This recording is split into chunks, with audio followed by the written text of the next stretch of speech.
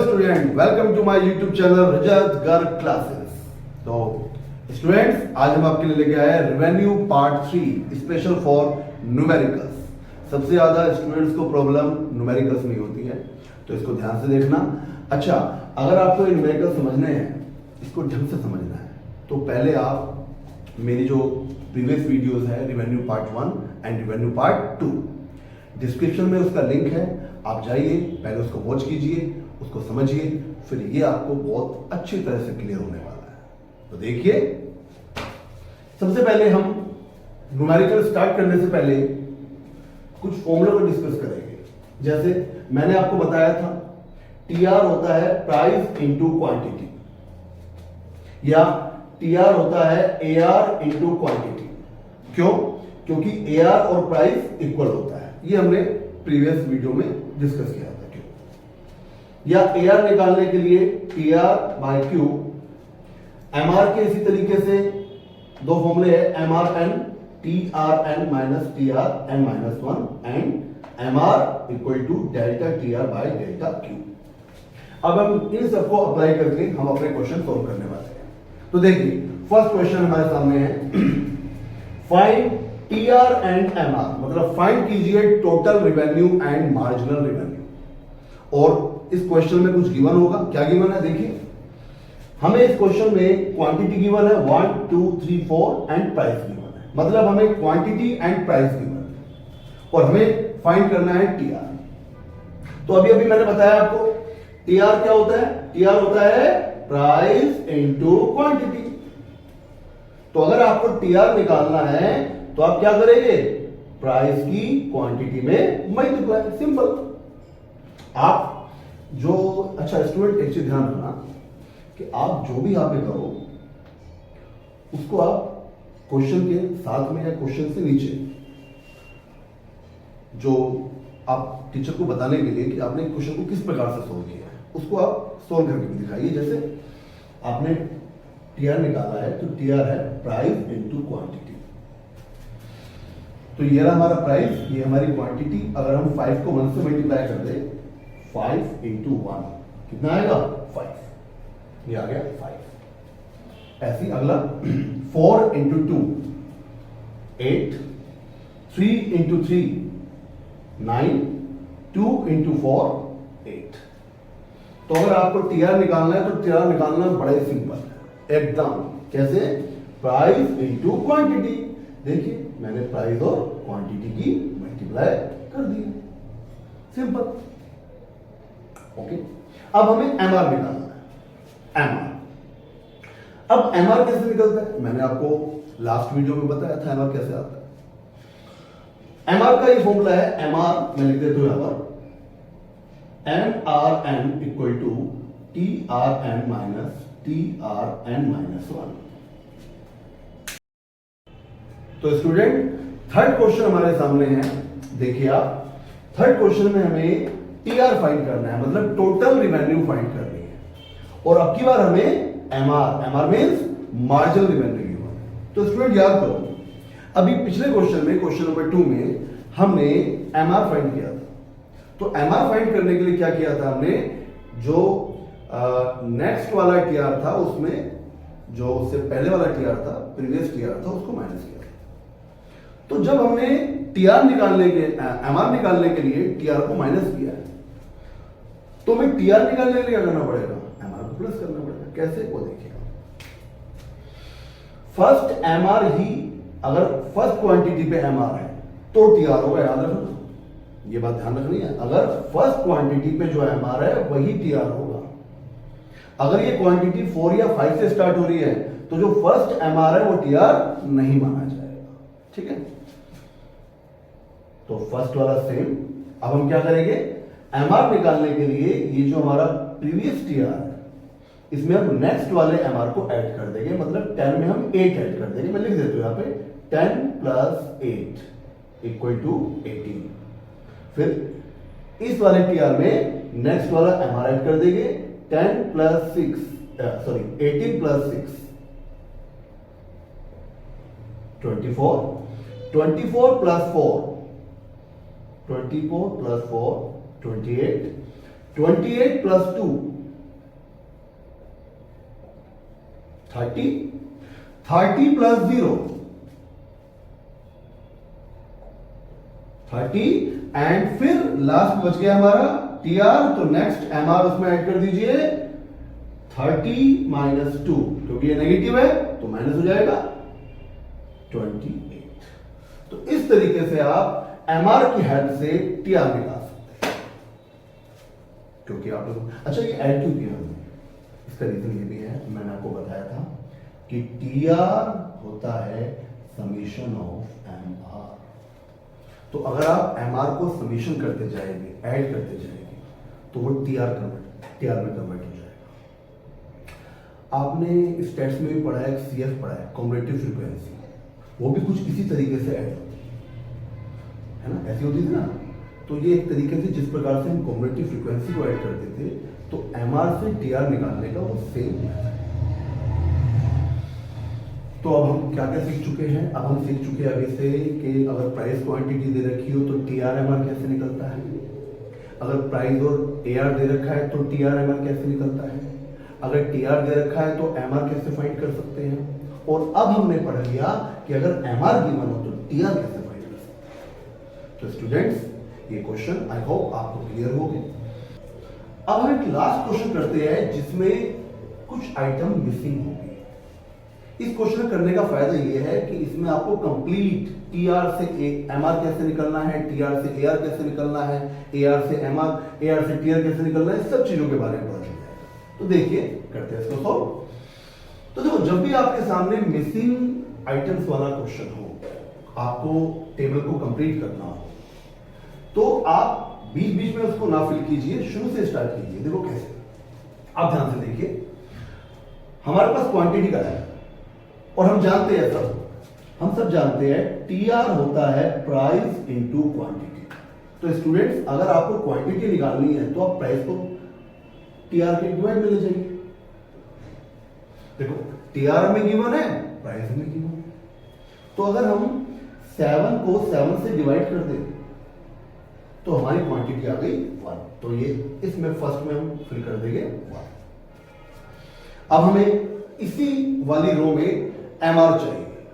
MR के बारे में मैंने बताया था कि अगर फर्स्ट क्वांटिटी पे टीआर है, अगर फर्स्ट क्वांटिटी पे टीआर है, याद रखना है बात, तो उसको हम एमआर में फिल कर सकते हैं। क्लियर? फर्स्ट रो आपकी फिल हो गई, ठीक है। सेकंड रो चलिए। सेकंड रो में यहां पर प्राइस का है, आपको प्राइस फाइंड करना है, तो प्राइस निकाल सकते हैं। टीआर अगर पी इंटू क्वांटिटी है तो प्राइस निकालने के लिए क्वांटिटी को आप डिवाइड में ले लीजिए, TR by Q equal to price. अब की बार आप टीआर को क्वांटिटी से डिवाइड कर दो, प्राइस आ जाएगा। पिछली बार हमने टीआर को प्राइस से डिवाइड किया था, क्वांटिटी आ गई। तो भैया टीआर को प्राइस से डिवाइड करने पे क्वांटिटी आता है और टीआर को क्वांटिटी से डिवाइड करने पे प्राइस आता है, सिंपल सी बात है। तो 10 को 2 से डिवाइड कीजिए, आपको मिलेगा 5। अब आपको एमआर चाहिए इस रो में लास्ट आइटम। एमआर मैंने बताया था आपको, अभी अभी मैं बता के गया हूं, ये देख लीजिए। एमआर में मैंने बताया था कि जो टीआर है अगर हम उसको माइनस कर दें, टीआर को माइनस कर दें तो एमआर आ जाएगा। मतलब 10 में से 7 माइनस कीजिए आप 3, ये आपका एमआर। मतलब एमआर निकालने के लिए टीआर को माइनस करना और टीआर निकालने के लिए लास्ट वाले टीआर में नेक्स्ट एमआर प्लस करना। पूरी वीडियो में पूरा डिस्क्राइब है, ध्यान से देखना।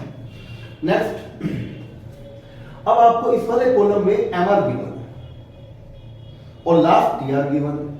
तो लास्ट टीआर में एमआर आप ऐड कीजिए, 10 में -1 ऐड कीजिए, तो 10 में -1 ऐड करने पे आपको मिलेगा 9। अगर आप 10 में ऐड करते हैं -1 तो आपका रिजल्ट होगा 9। अब आपके पास टीआर आ चुका है, देखो टीआर आ चुका है आपके पास। टीआर को क्वांटिटी से डिवाइड करने पे प्राइस आता है, बताया था मैंने आपको, टीआर को क्वांटिटी से डिवाइड करने पे प्राइस आता है। तो 9 को 3 से डिवाइड करने पर आपको मिल गया 3। सिंपल है, 3 रो हो चुकी है कंप्लीट। फोर्थ रो पे चलते हैं। फोर्थ रो में फिर आपको लास्ट टीआर दे रखा है और नेक्स्ट एमआर दे रखा है। तो लास्ट टीआर में नेक्स्ट एमआर आप ऐड कीजिए, 9 में -5 ऐड करेंगे तो आपको मिलेगा 4। और अगर आपको क्वांटिटी निकालनी है तो मैंने बताया था टीआर बाय पी। तो टीआर को प्राइस से डिवाइड कीजिए, 4 को 1 से डिवाइड कीजिए, आपको मिल जाएगा 4। स्टूडेंट, ये था आपका 4th क्वेश्चन, मिसिंग आइटम्स वाला। ये कई बार ये क्वेश्चन आपसे एग्जाम में पूछा जाता है, मिसिंग वाला। स्टूडेंट इनको आराम से कर लेते हैं, मगर इसको करने में थोड़ी डिफिकल्टी रहती है। अगर अभी भी आपको इस क्वेश्चन में कोई डाउट है तो आप मुझे कमेंट कीजिए, मैं आपको कमेंट में उसका आंसर दूंगा, या आप मुझे कॉल कीजिए। अगर आप मुझे रात को भी कॉल करते हैं, डे नाइट एनी टाइम, तो मैं आपको रिप्लाई करूंगा उस चीज का। अब हम एक नेक्स्ट क्वेश्चन की ओर चलते हैं, क्वेश्चन नंबर 5 की ओर। तो स्टूडेंट्स, अब हम एक क्वेश्चन ऐसा लेंगे, मतलब जरूरी नहीं है कि एग्जाम में टेबल वाले क्वेश्चन ही आए, कुछ क्वेश्चन वर्ड प्रॉब्लम्स में भी आ जाते हैं। तो देखिए क्वेश्चन क्या है। When output increase 50 unit to 70 units, मतलब आपका जो आउटपुट है वो 50 यूनिट से 70 यूनिट हो गया है। पहले आप 50 यूनिट प्रोड्यूस कर रहे थे, सेल कर रहे थे, अब आप 70 यूनिट करने लगे।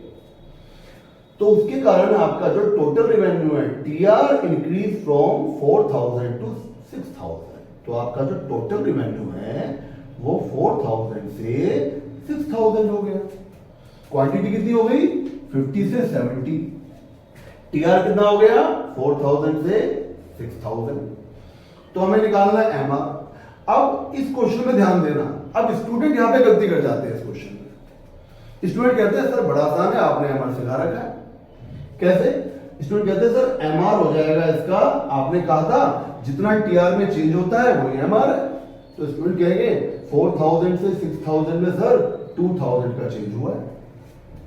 तो स्टूडेंट ये रॉन्ग है, ये गलत है, ऐसा नहीं करना है आपको। क्यों? क्योंकि जो हमने आपको एमआर की डेफिनेशन बताई थी वो उस डेफिनेशन में था एन एडिशनल यूनिट। वहां पे जो आउटपुट इंक्रीज होता था वो केवल 1 यूनिट इंक्रीज होने पर चेंज का था। अगर 1 यूनिट चेंज होती है तो यहां पर 50 टू 70 यूनिट चेंज हो गया है, 20 यूनिट चेंज हो गई है। तो यहां पर वो जो डेफिनेशन है वो अप्लाई नहीं होगी। तो यहां पे क्या करना होगा? यहां पर हमारा जो फॉर्मूला है इस वाले की जगह ये वाला अप्लाई होगा। MR equal to delta TR by delta Q. समझ गए स्टूडेंट? ये कब यूज करना है आपको? ये यूज करना है अगर क्वांटिटी में 1 यूनिट से ज्यादा का चेंज आ जाए। ठीक है? तो डेल्टा टीआर मींस जितना चेंज आया है 4000 से 6000 में 2000 रुपीज का चेंज आया है, और 50 से 70 यूनिट्स में 20 यूनिट्स का चेंज आया है। इसको आप कैंसिल कर दीजिए, कैंसिल करने पे आपको मिल जाएगा 100 रुपीज। तो स्टूडेंट क्लियर है? इस तरीके से आपको एमआर निकालनी है इस केस। तो ये जो गलती आप करने वाले थे ध्यान रखना ताकि एग्जाम में कुछ मिस्टेक ना हो पाए। अब एक और नेक्स्ट क्वेश्चन। स्टूडेंट क्वेश्चन बहुत सारे, क्वेश्चन में कोई एंडिंग नहीं है, मगर हमने को जो इसमें बेसिक और जो इंपॉर्टेंट क्वेश्चन है जो मुझे लगते हैं कि एग्जाम में मैंने देखे हैं अधिकतर वही रिपीट होते हैं, मैं वो क्वेश्चन करवा रहा हूं आपको। तो देखिए question number 6। A shopkeeper sold 20 chair at the price of 100 rupees each. एक दुकानदार है, वो बेचता है 20 चेयर्स और उसका प्राइस रखता है 100 rupees each. His total receipts increase to 2310 after selling 21 chair. अगर वो 21 चेयर बेचने लगे, एक चेयर एक्स्ट्रा बेचने लगे, तो उसकी जो टोटल रिसीप्ट्स है, टोटल रिसीप्ट्स माने टीआर, टोटल रिवेन्यू, उसकी टोटल रिवेन्यू बढ़कर हो गई है 2310। तो बताइए ये जो 21st चेयर बेची है उसने किस रेट पर बेची है, किस प्राइस पर सेल करी है? तो स्टूडेंट इसको हम बाद में करते हैं। पहले ये देखिए इसमें क्या क्या चीज मिसिंग रह गई है। हमें फर्स्ट रो में क्वांटिटी गिवन है, प्राइस गिवन है, टीआर निकालना। तो पहले हम फर्स्ट रो का टीआर निकालते हैं। टीआर ऑफ 20 यूनिट्स क्या हो जाएगा? P इंटू क्यू मतलब 20 इंटू 100,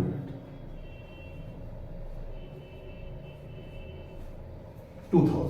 ये आ गया हमारा 2000 टीआर आ गया।